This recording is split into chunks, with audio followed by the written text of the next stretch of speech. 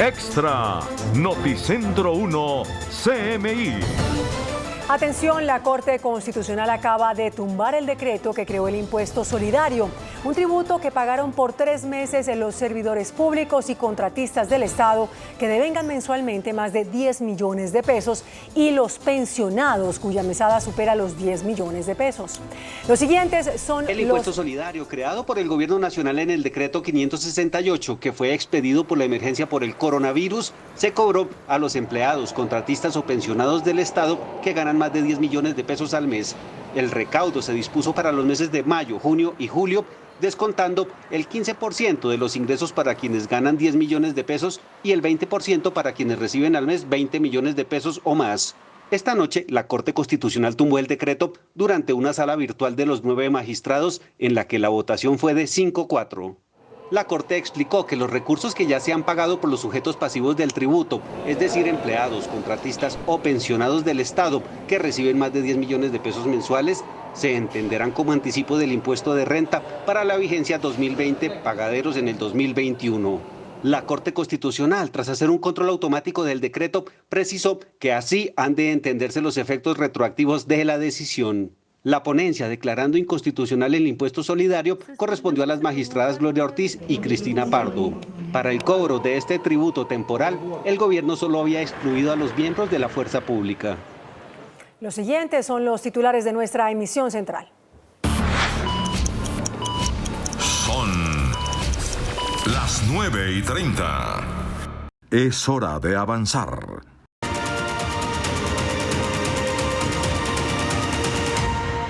Drive your ambition. Mitsubishi Motors. Noticentro 1, CMI. Gran encuesta sobre los 2 primeros años de gobierno del presidente Duque. ¿Cómo ven los colombianos el futuro del país? Gran encuesta del Centro Nacional de Consultoría. Inflación del 0% en julio, revela el DANE. Alimentos, vestidos y calzados, lo que más cayó de precio. Urge reactivación para estimular consumo, claman gremios. Uribe no dio instrucciones de sobornar a nadie, asegura abogado del senador. Uribe y sus hijos padecen contagio asintomático de COVID-19. Ya están terminando su cuarentena. Se debe acatar y no atacar a la justicia, dice procurador sobre detención del senador Uribe. Vuelven a crecer contagios en el país. Hoy hubo 309 muertes. Aumentan contagios en Bogotá. Hoy la ciudad tuvo más de 117,000 contagiados. Kennedy, la más afectada. Por error de trámite en Colombia está en peligro extradición de Mancuso. Economía cayó en el segundo trimestre en menos 16.5%. Beirut, más de 200 muertos, 5,000 heridos, hospitales colapsados. Cacerolazo y huelga de hambre en la Universidad Nacional. Piden matrícula cero. Intentaron asaltar al embajador de Chile. Uno de sus escoltas frustró el robo. Intercambio de disparos. En Alvarado, Tolima, un campesino confunde a un puma con un gato y lo adopta.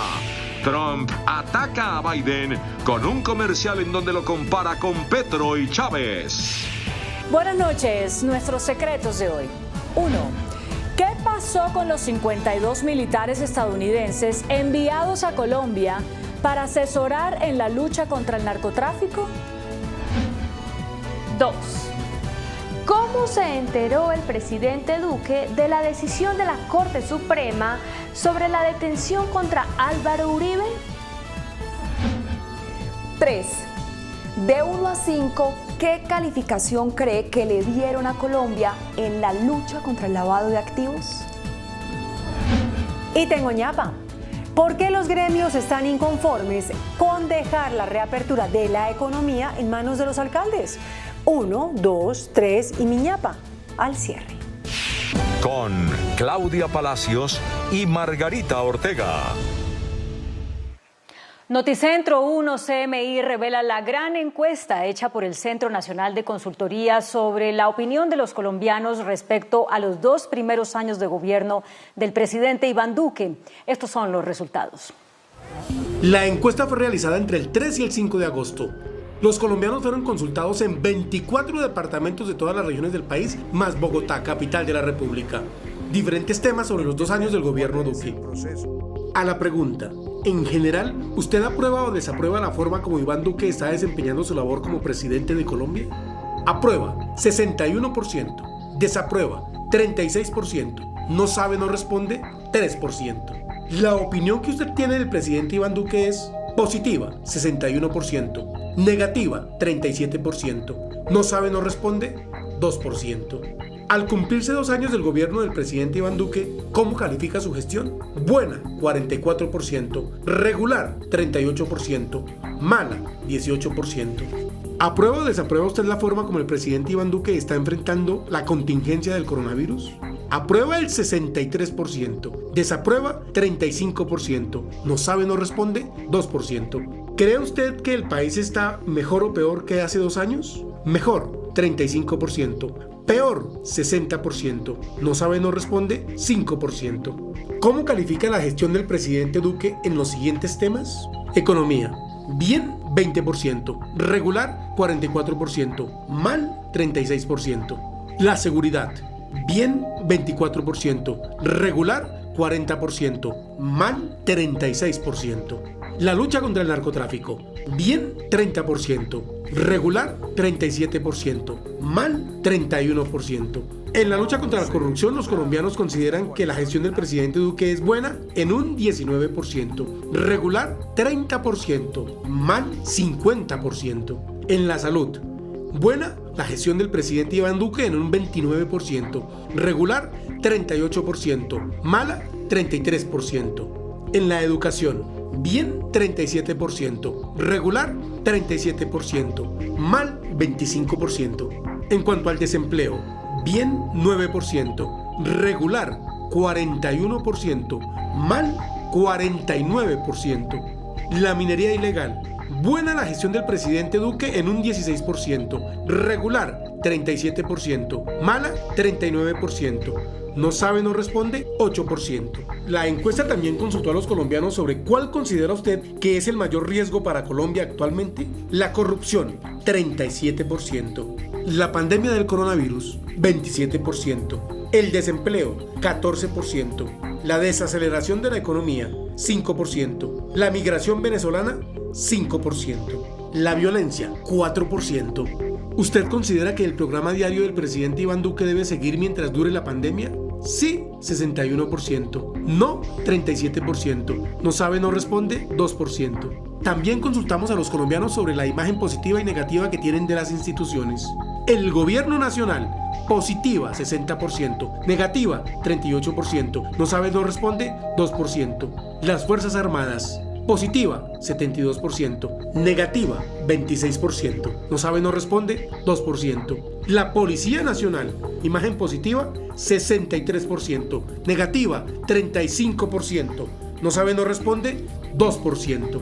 La Defensoría del Pueblo, positiva, 72%. Negativa, 26%. No sabe, no responde, 2%. La Fiscalía General de la Nación, imagen positiva, 53%. Negativa, 44%. No sabe, no responde, 3%. La Contraloría General de la República, imagen positiva, 61%. Negativa, 33%. No sabe, no responde, 6%. La Procuraduría General de la Nación, imagen positiva, 65%. Negativa, 31%. No sabe, no responde, 4%. Los gremios, imagen positiva 69%, negativa 26%, no sabe, no responde 5%. Los empresarios, imagen positiva 65%, negativa 30%, no sabe, no responde 5%. El sistema financiero, los bancos, imagen positiva 38%, negativa 58%, no sabe, no responde 4%.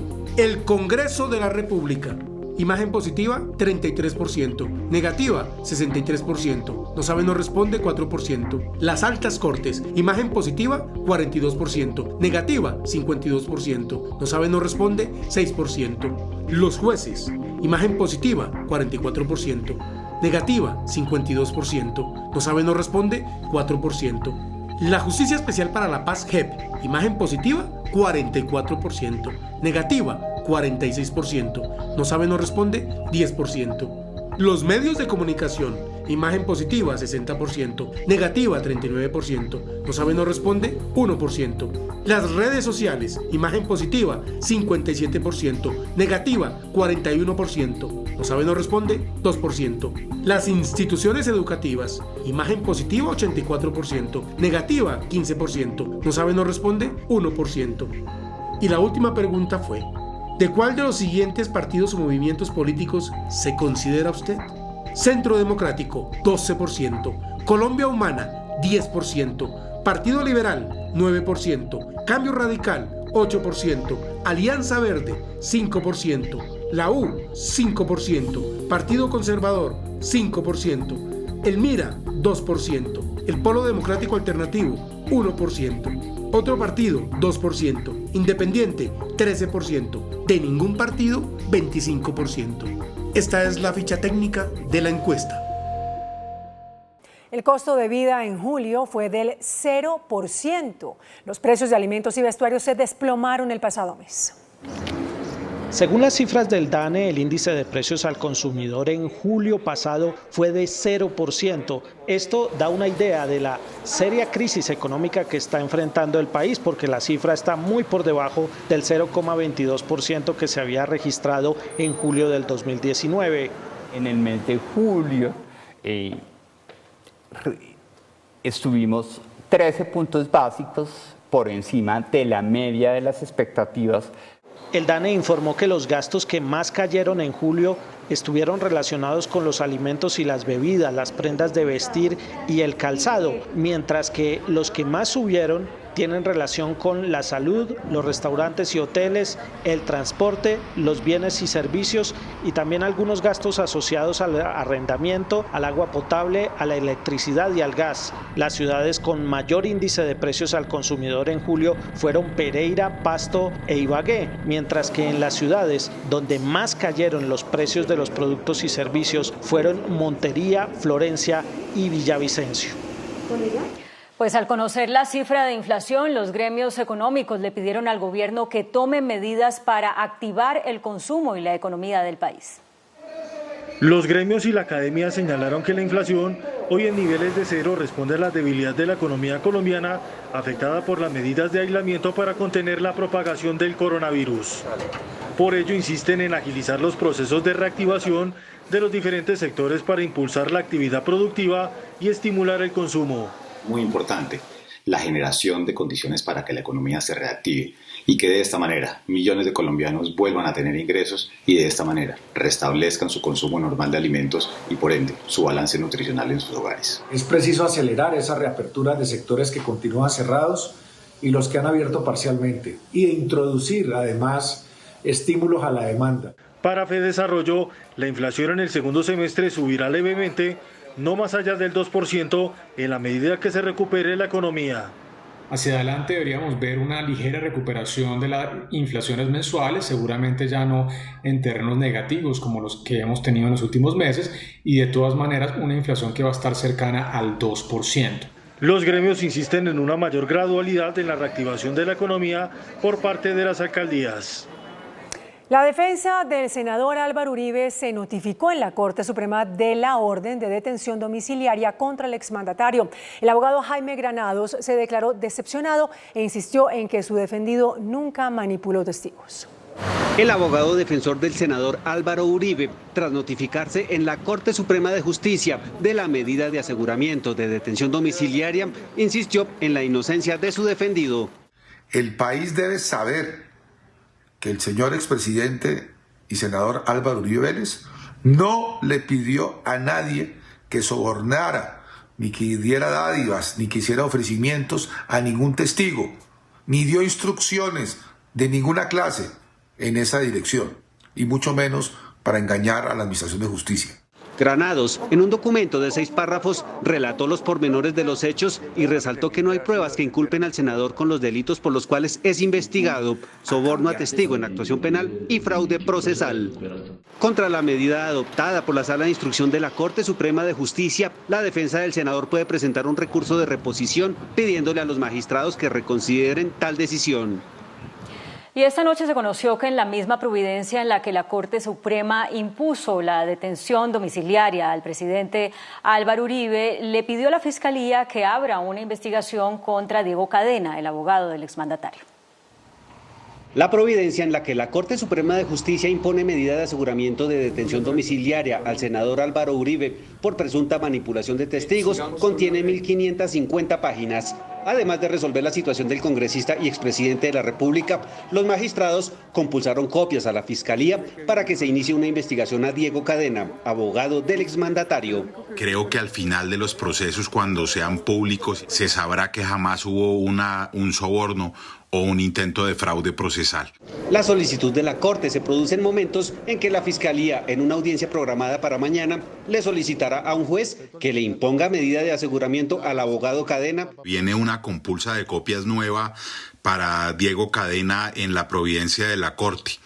En la Corte, el caso de Uribe, en el que también figura el representante Álvaro Hernán Prada, está a cargo de la Sala Especial de Instrucción.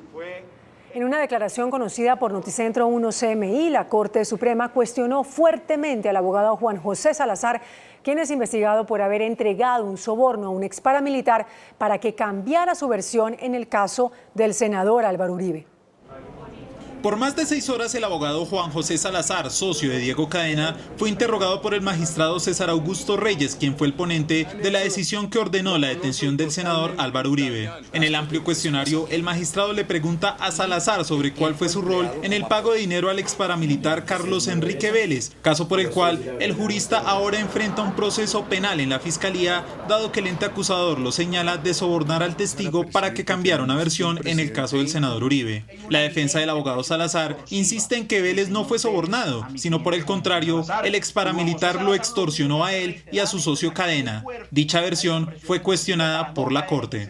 ¿Cadena le dijo o no a usted por qué él no denunciaba penalmente a Carlos Enrique Vélez? Él dice que él también teme de pronto denunciar la primera represalia que puede tomar el señor es contra mí. ¿Y él no denunció?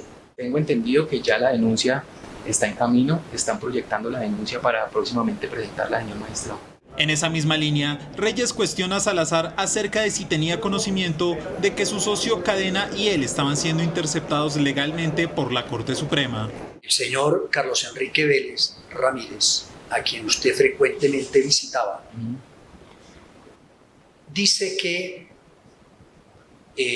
a él le advirtieron, le dijeron que estaban interceptados, que de eso tenía conocimiento usted, y que incluso a partir de ese momento empezaron a hacer payasadas por las líneas telefónicas para simular conversaciones. Falso, señor magistrado, nunca.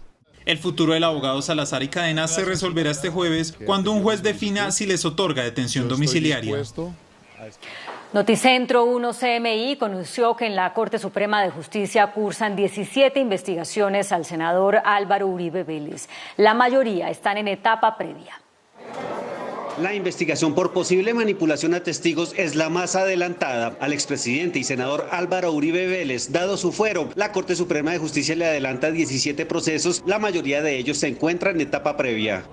La más reciente indagación al expresidente y senador fue iniciada en junio por los perfilamientos y seguimientos ilegales que realizó el Ejército a defensores de derechos humanos y que fueron descubiertos durante un allanamiento ordenado por la Corte a la sede de ciberinteligencia militar ubicada en Facatativá, Cundinamarca.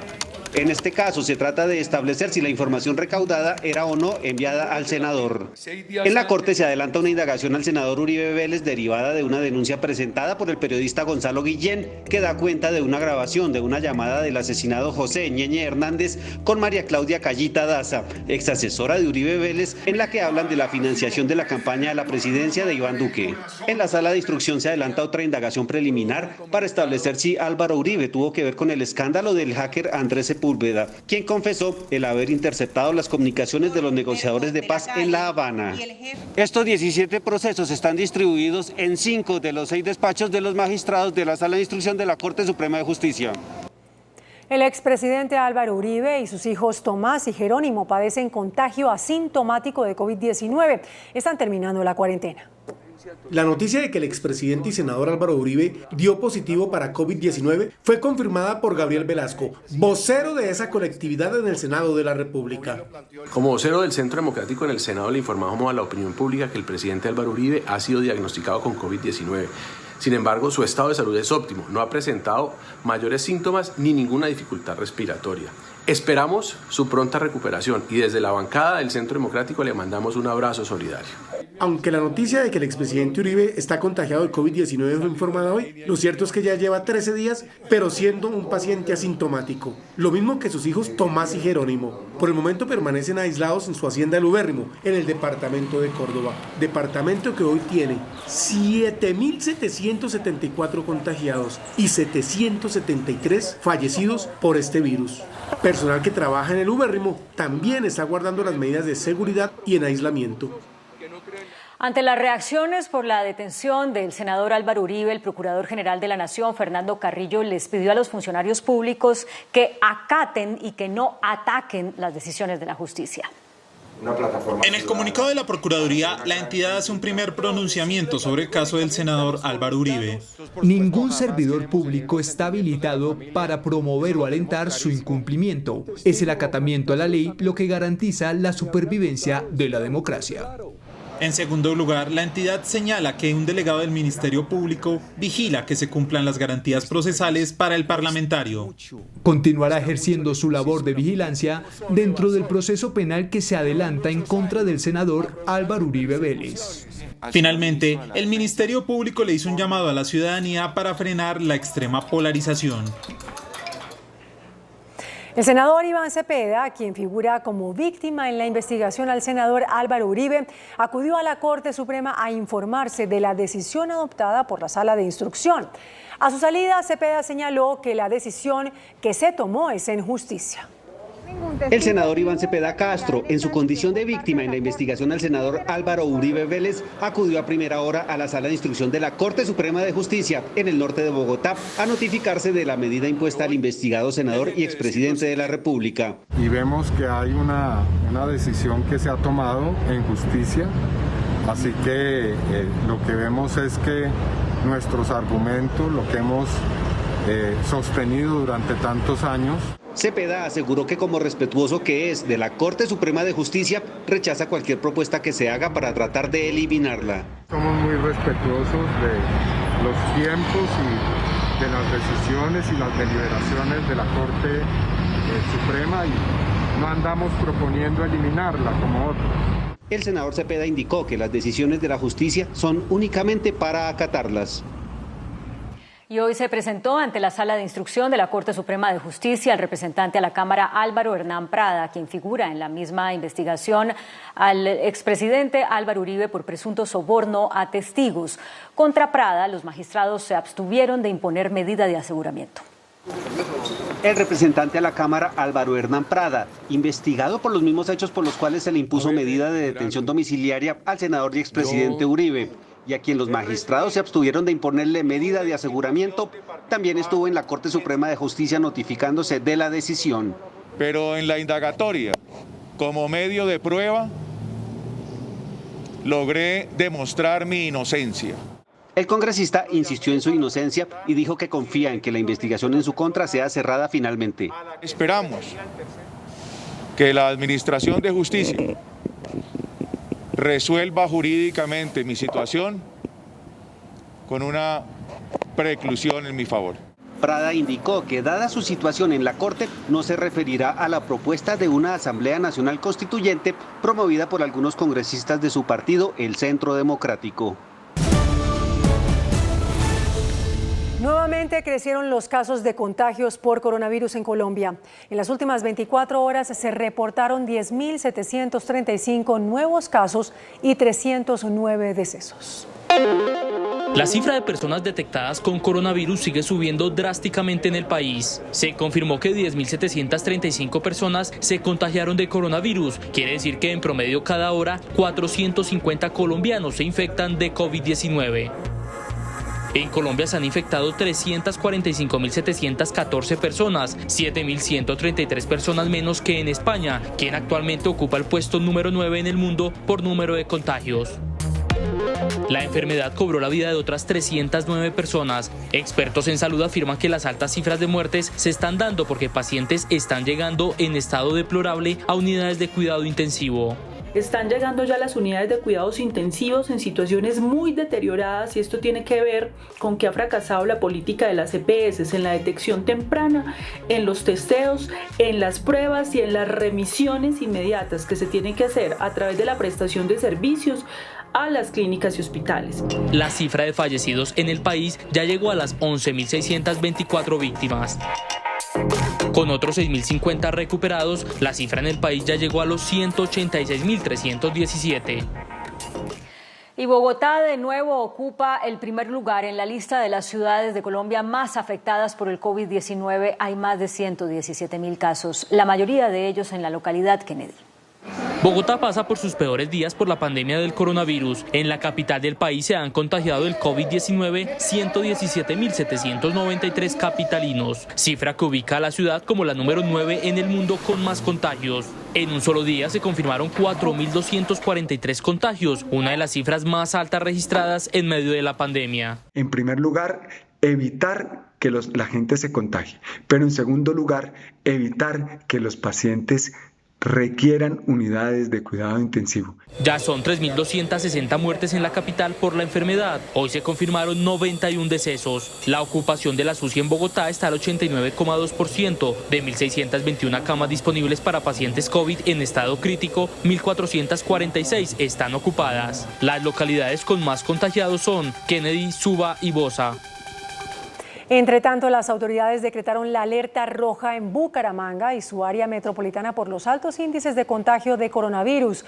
Durante las noches habrá militarización. El incremento de contagios que llegó a su pico más alto en la región originó hoy la orden de militarización y la declaratoria de alerta roja hospitalaria por falta de UCIs en Bucaramanga y su área metropolitana. Bucaramanga tiene hoy una ocupación de camas UCI del 83%, Florida Blanca del 92%, al igual que Piedecuesta del 92%. Evitar las reuniones sociales los fines de semana, que esto es uno de los grandes problemas que estamos presentando en la ciudad de Bucaramanga. Salvo emergencias, también quedaron totalmente prohibidas las cirugías. A hoy Santander supera los 5.000 contagios y 137 muertos. Bucaramanga lidera las cifras de afectados, seguida de Florida Blanca, Piedecuesta y Girón. Y ya fue activado el plan candado en Bogotá y Cundinamarca para evitar que las personas salgan de paseo durante el puente festivo que comienza este viernes. No obstante, ya hay conductores sancionados por tratar de violar el aislamiento. Desde muy temprano, decenas de conductores fueron sorprendidos en las carreteras del departamento de Cundinamarca, incumpliendo con las medidas de aislamiento. Viendo un montón de irresponsables que salen desde Bogotá, entendiendo que nuestro decreto de restricción de vías comienza a partir de la medianoche, comienzan a salirse antes, creyendo que con eso nos hacen únicamente un gran daño a nosotros los cundinamarqueses. Claro que nos lo hacen con la posibilidad del contagio, pero también se lo hacen a ellos mismos. Tenemos 300 puntos de control en todo el departamento, con más de 400 hombres y mujeres de la especialidad de tránsito y transporte. A la hora y durante el día han sido sorprendidos al menos 400 conductores indisciplinados. Alcaldes de algunos municipios del departamento tomaron drásticas medidas. En Soacha se aplicará toque de queda y ley seca durante el fin de semana y en Funza y Madrid cuarentena estricta. La ministra de Transporte, Ángela María Orozco, pidió no estigmatizar el transporte por el contagio de coronavirus y aseguró que lo peor que le podría pasar al país es perder la confianza en este medio. Durante una sesión virtual de la Comisión Sexta de la Cámara, la ministra de Transporte, Ángela María Orozco, reiteró la preocupación del gobierno por la desconfianza que puede generar el reinicio del transporte público e intermunicipal en el país, pues se perderían los avances en materia de movilidad en Colombia. Tenemos que recuperar la confianza no solo de los mandatarios locales, sino del ciudadano. El peor escenario, y en eso yo aquí se los quiero reconocer que podría pasar, es que el resultado de la pandemia sea que la gente deje de usar transporte público y vuelva a los vehículos particulares aquellos que tienen el privilegio de poder utilizarlos. La ministra de Transporte aseguró que el ministro de Salud ya tiene el informe de un grupo de expertos que aseguran que los medios de transporte no son focos de contagio del COVID-19. Que permita concluir que los medios de transporte son focos de contagio. Finalmente, la ministra reiteró que los alivios para los sistemas masivos de transporte son específicamente para cubrir el déficit de pasajeros. 26,4 billones de pesos ha invertido el gobierno nacional en enfrentar la crisis generada por la pandemia del COVID-19. Así lo aseguró el ministro de Hacienda, Alberto Carrasquilla, quien agregó que los recursos para comprar la vacuna contra el virus saldrán del fondo de emergencia. Durante una sesión virtual de la Comisión Cuarta de la Cámara, el ministro de Hacienda, Alberto Carrasquilla, dijo que a la fecha se han gastado 26,4 billones de pesos por la emergencia, distribuidos en 8,2 billones para la emergencia sanitaria, 10,4 billones para las ayudas sociales a los más vulnerables y 7,8 billones para la protección del empleo. Los recursos se han dispuesto, no se han gastado al ritmo en el cual pensamos inicialmente que se iban a gastar. El ministro de Hacienda, Alberto Carrasquilla, dijo además que los recursos para la vacuna contra el COVID también saldrán del Fondo de Emergencias conocido como FOME. El 100% unos recursos que van a salir del FOME, no sabemos cuánto va a ser. El gobierno tiene previsto gastar 29,1 billones de pesos para la actual emergencia por el coronavirus. La banca multilateral dispuso cuantiosos recursos para apoyar a Colombia en la atención de la pandemia. Para atender gastos derivados de la pandemia como la salud y la recuperación de empresas, la CAF desembolsó un millonario préstamo a Colombia. Para salvaguardar la salud de la población, su bienestar y protección social. Es en este sentido como en el día de hoy estamos desembolsando un préstamo por 350 millones de dólares que busca apoyar la gestión fiscal del gobierno colombiano, así como contribuir a atender los impactos sociales y económicos derivados de esta pandemia. Asimismo, para la atención de familias vulnerables y de empresas afectadas por la pandemia del coronavirus, el Banco Mundial destinó 1.200 millones de dólares este año. Cabe recordar que el Fondo Monetario renovó una línea de crédito de emergencia por 10.800 millones de dólares. Se enreda la extradición a Colombia del ex jefe paramilitar Salvatore Mancuso. La solicitud enviada a Estados Unidos está basada en una orden de captura que ya no está vigente. El pasado 12 de marzo, el Ministerio de Justicia y la Fiscalía solicitaron a Estados Unidos la extradición del paramilitar Salvatore Mancuso. El anuncio generó expectativa entre miles de víctimas que esperan que Mancuso regrese al país para contar la verdad sobre los crímenes que ordenó como máximo jefe de las autodefensas. El trámite de extradición quedó suspendido por orden de una juez que le dio la razón a los abogados de Mancuso, quienes alegan que la orden de captura en la que se basa la petición de extradición ya no está vigente. Cancelar la solicitud efectuada por el Juzgado 18 de Ejecución de Penas ante el Ministerio de Justicia y del Derecho, consistente en que se iniciará el trámite de extradición del sentenciado Salvatore Mancuso Gómez. El único recurso para que Mancuso rinda cuentas ante la justicia colombiana sería la deportación. Sin embargo, Estados Unidos también podría deportarlo a Italia una vez salga de prisión. Las directivas de la Universidad Nacional le enviaron una carta al presidente Iván Duque en la que le piden presupuesto para salvar de la crisis financiera a ese centro educativo. Los estudiantes de la universidad insisten en que la matrícula les cueste cero. El ejercicio de resistencia y protesta estudiantil logró que las directivas de la Universidad Nacional exigieran al presidente Duque presupuesto para garantizar la estabilidad financiera. El déficit de la universidad para este año y tras la pandemia será de más de 70.000 millones de pesos. Matrícula cero universal, es decir, para pregrado y posgrado, para todos los estratos económicos de la universidad. Y además estamos pidiendo que se inyecte presupuesto del déficit presupuestal que ya tiene la Universidad Nacional. Para evitar la masiva deserción de estudiantes, las directivas piden matrícula cero para el segundo semestre del 2020. Mientras llega la respuesta del gobierno, los estudiantes de la Nacional y la Pedagógica anuncian huelga de hambre. La decisión no la puso la administración. Nosotros realmente no queríamos entrar en una huelga de hambre. Si eso implica también una serie de condiciones muy adversas para nosotros como estudiantes. La matrícula cero podría beneficiar a cerca de 60.000 estudiantes de pregrado y posgrado. En 13% disminuyeron los homicidios durante el primer semestre del año, según el más reciente reporte de Medicina Legal. Más de la mitad del primer semestre del año correspondió al periodo de aislamiento obligatorio. Entre enero y junio ocurrieron 4.835 homicidios, 748 menos que en el mismo periodo de 2019, cuando se registraron 5.583. El rango de edad en el que más colombianos son asesinados es entre 20 y 24 años. Durante el primer semestre hubo 1.010 víctimas, que representan el 21% del total de los homicidios. También llama la atención los crímenes contra niños menores de 4 años. Se han registrado 22 asesinatos, cifra que no registró variación con respecto al año pasado. La Cancillería de Chile denunció un ataque armado contra su embajador en Colombia. Las autoridades de Bogotá dijeron que se trató de un intento de robo. El hecho ocurrió cerca de la embajada ubicada en la calle 100 con carrera 11 de Bogotá. El embajador Ricardo Hernández se desplazaba desde la sede diplomática hasta su residencia, ubicada a pocos metros, cuando fue abordado por hombres armados que se desplazaban en moto. La reacción del escolta originó un cruce de disparos e hizo huir a los delincuentes. El canciller chileno manifestó su preocupación por el hecho. Me comuniqué con el embajador en Colombia, Ricardo Hernández, quien ayer fue víctima de un ataque armado. Mi reconocimiento a la escolta de carabineros, sargento segundo Eduardo Garrido, quien repelió el asalto utilizando su arma de servicio. Fuentes de la Cancillería colombiana aseguran que la principal hipótesis apunta a un intento de robo. La Personería de Bogotá denunció que los detenidos en las unidades de reacción inmediata y en estaciones de policía no han recibido alimentación en las últimas 24 horas.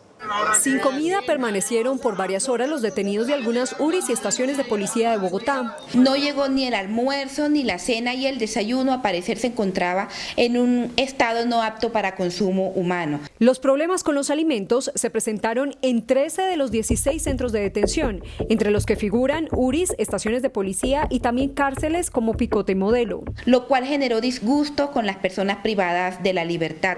Esta situación generó algunos intentos de amotinamiento, por lo que la Personería alertó a la USPEC, entidad que administra los recursos del IMPEC, para que corrija las fallas presentadas con el nuevo operador Unión Temporal Compartir 2020, encargado de entregar los alimentos a los privados de la libertad. El presidente de la Cámara de Representantes, Germán Blanco, anunció que la elección del nuevo defensor del pueblo se hará de manera presencial y en cumplimiento de todas las medidas de bioseguridad. El anuncio del presidente de la Cámara, Germán Blanco, lo hizo en la plenaria de la corporación. El parlamentario aseguró que para evitar futuras demandas, la elección del nuevo defensor del pueblo será presencial. Nosotros vamos a citar de manera presencial, la elección del señor defensor del pueblo. Cuando digo de manera presencial, obviamente esta mesa tendrá que respetar las exenciones que trae la ley, los decretos, por edad o por preexistencias, en enfermedades de base o en enfermedades preexistentes. La elección del reemplazo de Carlos Negret se deberá realizar antes del 20 de agosto. A esta hora se encuentra cerrado el paso en la vía que conduce de Medellín a la costa atlántica por un deslizamiento de tierra. El deslizamiento ocurrió en el kilómetro 81, sector La India, jurisdicción del municipio de Valdivia, en el norte de Antioquia.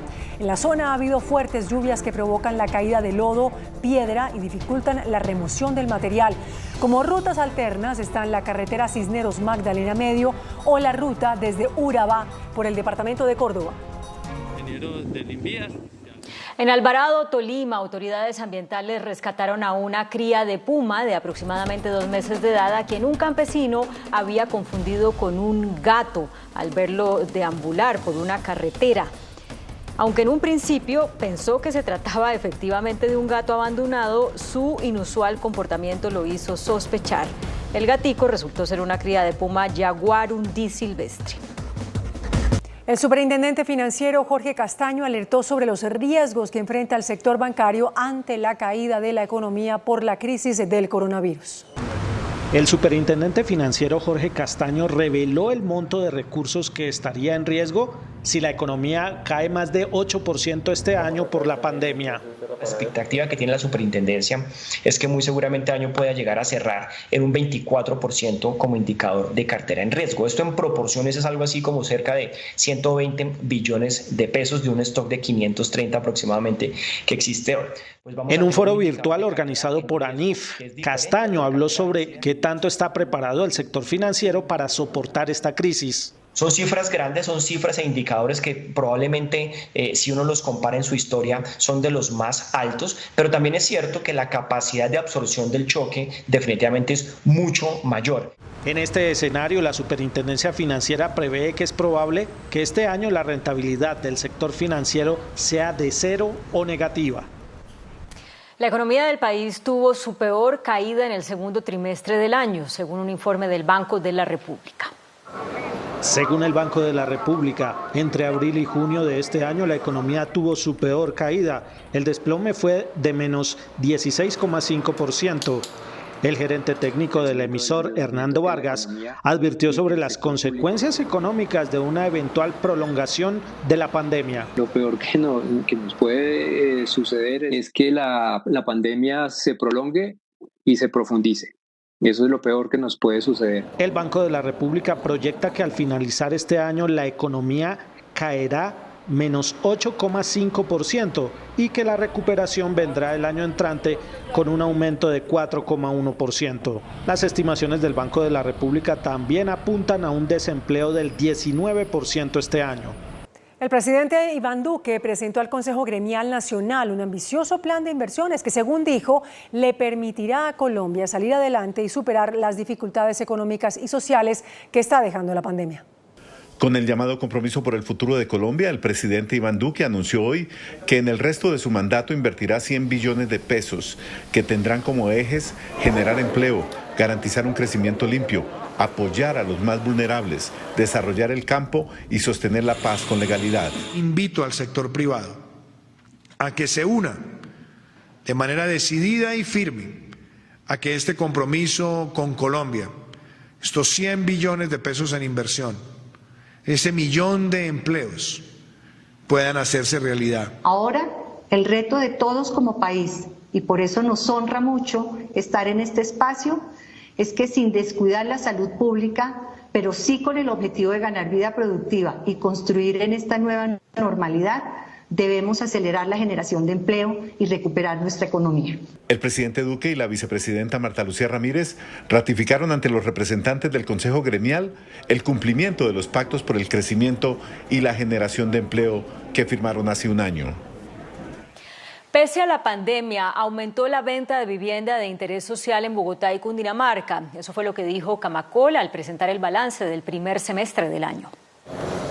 La vivienda de interés social es la que está jalonando el sector de la construcción en medio de la pandemia. Según Camacol, en el primer semestre, las iniciaciones crecieron en un 45% y las ventas en un 7%. Nos da una perspectiva positiva de que el mercado aún tiene un apetito muy importante por este tipo de vivienda. De enero a junio se vendieron más de 15.000 viviendas en Bogotá y más de 11.000 en Cundinamarca, la mayoría por canales virtuales. Según Alejandro Callejas, gerente de Camacol Bogotá, en este momento hay condiciones que favorecen la compra. Los subsidios del gobierno nacional, las tasas de interés bajas. En los primeros 6 meses del año, los ciudadanos invirtieron 5.2 billones de pesos para adquirir casas o apartamentos en Bogotá y Cundinamarca. La aerolínea EasyFly iniciará un plan de reestructuración para sanear sus estados financieros. El proceso busca aliviar la carga de las deudas ocasionadas por la situación del COVID-19. Por el momento, se mantiene la operación de vuelos que adelanta la aerolínea con el proceso de reactivación. El índice de capitalización de la bolsa, que mide el comportamiento de las 20 principales acciones, cerró al alza. El índice de capitalización de la Bolsa de Valores de Colombia bajó 0,85% a 1.138 puntos. La acción del Grupo Suramericana fue la que más subió con una valorización de 3,30% a 19.420 pesos. La acción de Banco de Occidente fue la que más bajó con una pérdida del 1,45% a 34.000 pesos. La acción más negociada de la jornada fue la de Preferencial Bancolombia, al movilizar más de 21.000 millones de pesos. El dólar cerró a la baja. Indicadores económicos en Noticentro 1, CMI. La tasa representativa del mercado que regirá para mañana jueves será de 3.775 pesos con 95 centavos. Los profesionales del cambio compran la divisa en promedio en 3.380 pesos y la venden en 3.430 pesos. Un euro cuesta 4.480 pesos con 50 centavos. La libra de café en Nueva York se cotizó a $1 con 21 centavos. El azúcar se transó en 12,54 centavos de dólar la libra. El barril de petróleo WTI se cotizó en $42 con 20 centavos. La referencia Brent para Colombia se cotizó en $45 con 34 centavos. Una acción de Ecopetrol cuesta 2.200 pesos. Pasan las horas y aumenta el número de muertos como de heridos por la gigantesca explosión en Beirut. Ya son 135 los muertos y 5.000 los heridos. La onda expansiva arrasó con las reservas de trigo que son vitales para la subsistencia de esa nación, donde tener pan en la mesa es sinónimo de esperanza. Beirut, declarada zona de desastre, está de luto tras la brutal devastación causada por la madre de todas las explosiones en un país acostumbrado a décadas de guerra. Así lo muestran las imágenes aéreas de la catástrofe, que también dejó más de 300.000 personas sin hogar, mientras los daños materiales superan los 5.000 millones de dólares. La onda expansiva devastó el puerto y todo a 5.000 metros a la redonda, incluido el principal silo de granos del Líbano, donde ya no hay reservas de trigo ni para un mes, pese a que estas son vitales en esta nación, donde tener pan en la mesa es sinónimo de esperanza y su escasez es un grave golpe a la espiritualidad de la gente. La venta de trigo será solo exclusiva para las panaderías. Mientras una red de solidaridad ofrece vivienda a los más necesitados. Gente que está ofreciendo una vivienda donde no vive a gente que ha perdido su hogar. Aunque no será fácil con el puerto completamente destruido, mientras comienza a crecer la especulación de precios en un país que ya estaba al borde del colapso por una grave crisis económica que causó protestas multitudinarias en los últimos meses. A lo que se suma la llegada de miles de heridos por la explosión y el aumento de pacientes con coronavirus en el principal hospital de Beirut, que antes de la emergencia se preparaba para declarar una cuarentena total ante el avance de la pandemia. Por años, las autoridades del Líbano ignoraron las cartas de advertencia sobre el peligro de tener el gigantesco cargamento de material explosivo abandonado en el puerto de la capital. El buque ruso llamado Rosus, atascado y abandonado en Beirut desde 2013 con 2.750 toneladas de nitrato de amonio, sumado a la negligencia de las autoridades libanesas, habrían sido el origen de la tragedia que vivió ayer la capital del Líbano. Durante 5 años, la aduana libanesa alertó en más de 5 ocasiones del peligro que suponía mantener el cargamento en el puerto y pidió soluciones a las autoridades sin recibir respuesta. Hace tan solo 6 meses, un equipo que inspeccionó el almacén 12 advirtió que si no se retiraba el nitrato, volaría todo Beirut. Una advertencia omitida que hoy le cuesta caro a la nación.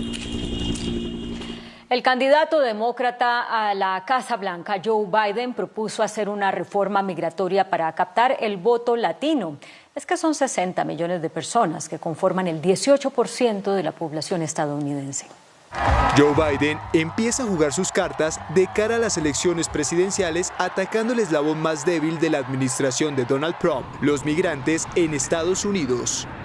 El candidato demócrata a la Casa Blanca presentó una ambiciosa propuesta para captar el voto latino, prometiendo a los más de 60 millones de hispanos que viven en territorio estadounidense una reforma migratoria que garantice el acceso al llamado sueño americano y ofrezca una hoja de ruta clara hacia la ciudadanía para los casi 11 millones de inmigrantes indocumentados estimados en el país.